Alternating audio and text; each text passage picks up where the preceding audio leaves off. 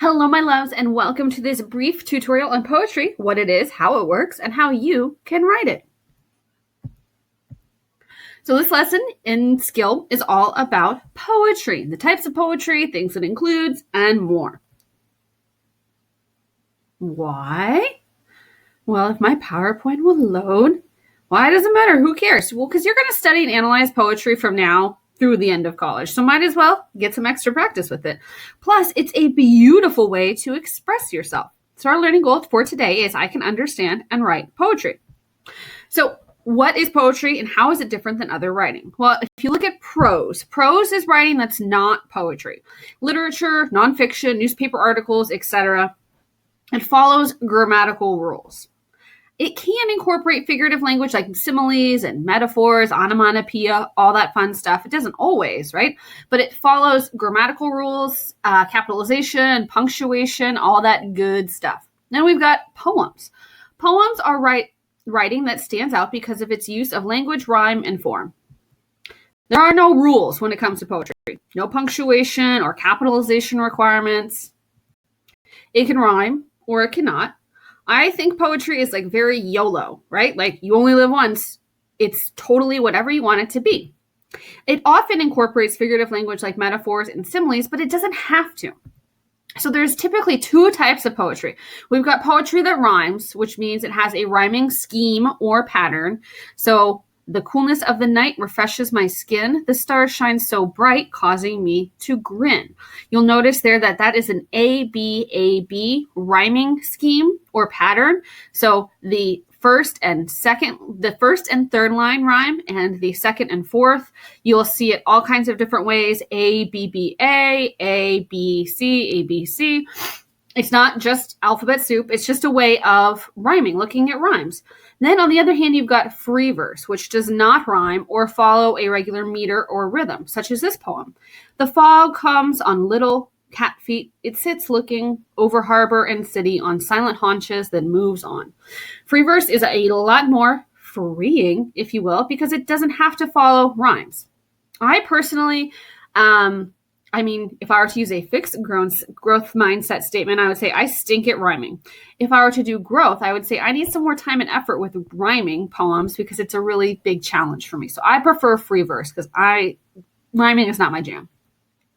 If we look at rhyme schemes, it's just the pattern of rhymes in a poem or song, usually at the end of lines, sometimes indicated by the letters which show which lines rhyme. What a tongue twister, like A, B, A, B. Or the second and fifth lines rhyme, so that would be A, B, B, A, A, B. It's totally up to the poem. So here's a poem that's very famous by Robert Frost. I shall be telling this with a sigh, somewhere ages and ages hence. Two roads diverged in a wood, and I took the one less traveled by, and that has made all the difference. So you'll notice that those yellow ones, sigh, I, and by, are the A's, and it goes A, B, A, B. Hence and difference rhyme. It's totally up to the poet how you want to make your rhyme scheme work. Here is a beautiful poem by Mr. Mort, who wrote this especially for this presentation. A good friend is something special to have. A soul you know is on your side, someone who understands your pride, and for you their heart is open wide. Another thing to notice about rhyming is that it can change with each stanza, right? So here, what kind of rhyme scheme does he have in the first paragraph?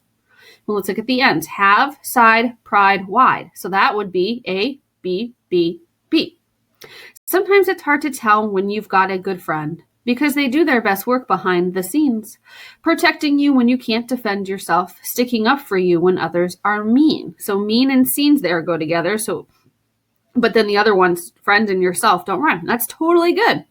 You'll know for sure when you found a good friend, when you hear the talk from others. They won't let anyone put you down. Ugly rumors, they'll help to smother. I once believed a really good friend was someone who makes you smile, but I learned and grew over the years, and it took me quite a while.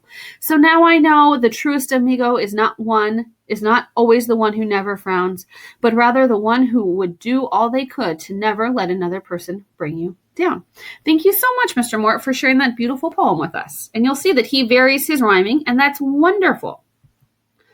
Here is a more of a free verse poem by the one and only Lin Manuel Miranda, who is the one, of course, who wrote Hamilton. He's also written another exquisite musical called In the Heights, which is coming to movies. He has a whole book that's called Good Morning, Good Night, Little Pep Talks for Me and You. One of my friends from California sent it to me, and it was so funny. And happenstance this morning, I opened it up to find a poem, and this is literally the first one I found. And I thought it was perfect for today. Good morning. This feeling will pass. This workload will pass. These people will pass. But look at you with the gift of memory. You can travel time to the good stuff just by closing your eyes and breathing. Then come right back to now, eyes up for the good stuff ahead. You magic thing. Good night. This moment will pass. This fatigue will pass. Tonight will pass. But look at you with the gift of imagination. You can teleport to where you're happiest just by closing your eyes and breathing. Then come right back to now, check in with the present, you magic thing, you. I love him. He's amazing. And you'll notice that he repeats pass a lot, right? And he forms them the same way so that there's kind of a rhythm with that repetition. And of course, we know repetition is, that's right, repetition is when you repeat. So here's another poem. This is in the poet's handwriting itself, The Rose That Grew from Concrete, and it's autobiographical. And we know that autobiographical, that genre means it's a story this author wrote about themselves. Did you hear about the rose that grew from a crack in the concrete? Proving nature's laws wrong, it learned to walk without having feet. Funny it seems, but by keeping its dreams, it learned to breathe fresh air. Long live the rose that grew from concrete when no one else even cared. Beautiful. I love it. Anybody know who this poet was? Anyone? Bueller? It was Tupac. Tupac wrote a bunch of poems because, well, he wrote them to express himself, but also hip hop and all songs are a form of poetry that just happens to be set to music. So if you're looking for some examples of what you could do, here is a bio poem where it's just about a person. You could write about yourself. You could write about somebody else. 10 lines long. It follows this pattern. It's just up to you. Another one is a tanka. It's very similar to haiku, but they have 5 lines. And you'll notice that a lot of poetry breaks it up into syllables. A syllable is the sound in the word, right? And a lot of people do clapping to try and figure out the syllables, but I struggle with that. And we've been over that before in class because I just start clapping and then lose count and I'm not counting my syllables. When I'm counting syllables, I like to put my hand under my chin, and every time the chin moves is another syllable. So a tanka has 5, 7, 5, 7, 7 syllables. For example, the sun is shining. There it is, the perfect spot. Unpack the basket, bread, cheese, a red crisp apple. What a blissful afternoon. So by varying but still having a pattern to those syllables, it gives it form and structure. Nikki Grimes is an amazing poet right there. And she wrote in one of the books that I wish we could share together in person that not every poet follows a syllable count for his or her tanka poems. But I think as a syllable count as a puzzle. Each word is a puzzle piece. And I like figuring out which word fits best. Traditional tanka poems focus on mood. They're often about love, the 4 seasons, the shortness of life, or nature. In my tanka, I include mood. But in each poem, my focus is more centered on telling a story. I hope you have enjoyed the story I told and hope you will try writing free verse and tanka poems on your own. Just think about telling a story or painting a picture using as few words as possible. You'll do fine. The main idea is to have fun with it. That's what poetry is all about. The word is an amazing thing. Set it loose upon a page, let it blossom, hear it sing. Ah, beautiful. So a haiku is pretty famous as well. You have to work with syllables. This one, haikus and rhyming, they are really hard for me, so I kind of steer clear of them, but you're more than welcome to give it a go and try it out. A cinquain is a 5-line poem. It does not have to rhyme, and here is a pattern that it uses. So a noun, which is a person, place, thing, or idea. Adjectives are describing.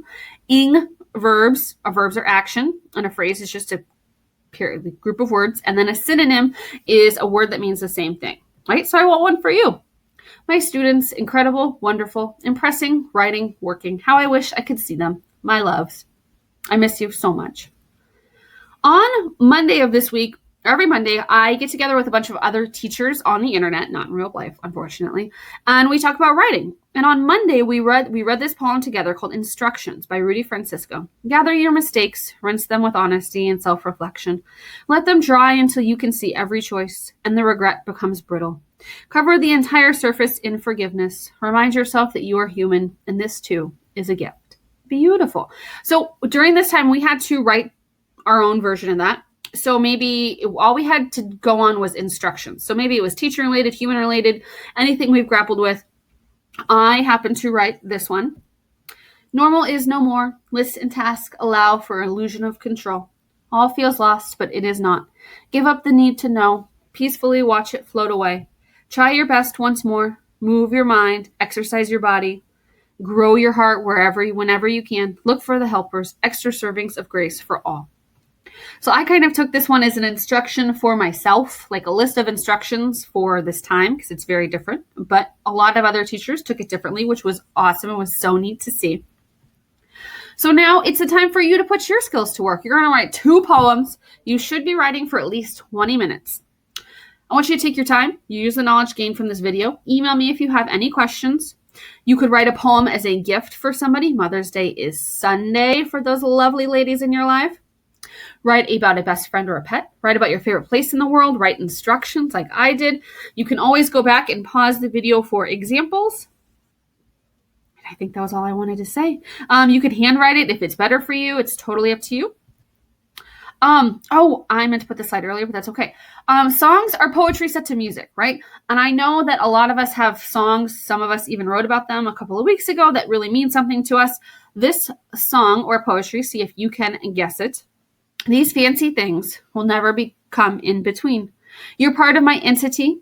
You're for infinity. When the war has took its part, when the world has dealt its card, if the hand is hard, together we'll mend your heart. Because when the sun shine, we shine together. Told you I'll be here forever. Said I'll always be your friend. Took an oath, I'ma stick it out to the end. Now that it's raining more than ever, know that we'll still have each other. You can stand under my umbrella. So that was Umbrella by the amazing Rihanna and Jay-Z. And whenever I think of that song, I think of my 2 best friends from college right there, Donkey and Drama. Because that song came out our senior year, and I think it just really captures what friendship means, kind of like what Mr. Mort was writing about, that, friends can be forever, and I love them and I miss them. But I just want to encourage you to, next time you're listening to music, think about how it sounds as a poem, because songs are poems set to music. And that's it. So you get to write 2 poems for your assignment today about anything you want, any form you want. It's totally up to you. Try rhyming. Don't try rhyming. It's up to you. Thank you for coming to my TED Talk. I love and miss you, all of you, so, so very much. Here's a picture of Raleigh on a hike, and also here's a picture of Raleigh standing in his pool in our backyard. Love you. Bye.